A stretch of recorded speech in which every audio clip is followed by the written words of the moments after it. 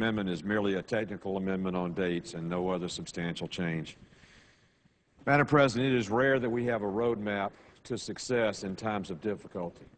But this country has once before realized a housing crisis every bit as bad as the one we have today, and economic troubles and unemployment every bit as dangerous, and that was 1974. In 1975, the Congress, the Democratic Congress, and a Republican President, Gerald Ford, came to the American people, passed a $2,000 tax credit for the purchase of any standing vacant new house, and in 1 year's time, a 3-year inventory had been dissipated to 10 months, housing restored, values returned, and the economy began to prosper. 13 months ago, in January of last year, I introduced this same amendment. It was scored at that time by joint tax as a cost of $11.4 billion. The Finance Committee elected in its wisdom to not include this in the proposal because they said it was too expensive.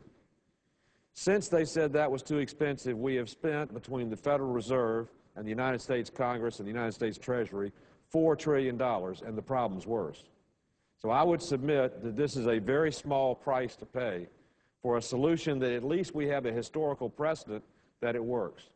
The score on this legislation is $18.9 billion. Legislation provides a $15,000 or 10% of the purchase price tax credit against either the 08 income, where you can monetize it at the closing date this year, or half in 09 and half in 2010. For anyone who buys and occupies as their principal residence any single-family dwelling or single-family condominium or attached townhouse available in the United States of America.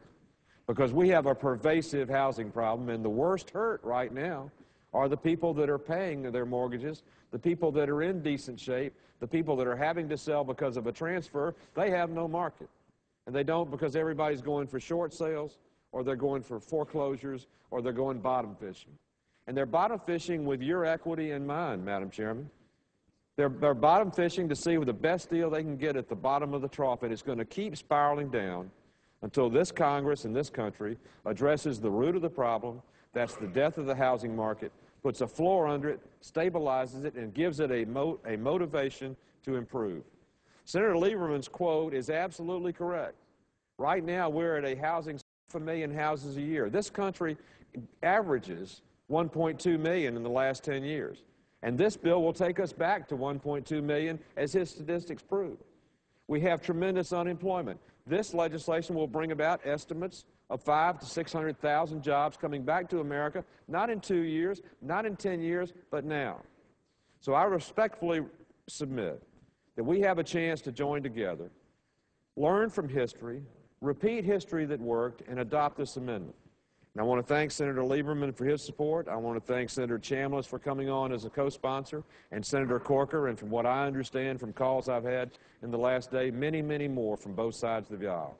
It is time to fix America's problem, not throw money at the symptoms. It is time to fix housing first in the United States of America. And I yield back.